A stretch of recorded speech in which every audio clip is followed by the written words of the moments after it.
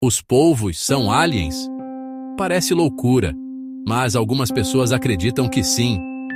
Com 3 corações, sangue azul e uma inteligência de outro mundo, os polvos são tão diferentes que alguns cientistas sugerem uma teoria intrigante. Seus genes podem ter vindo de material biológico extraterrestre trazido por meteoros.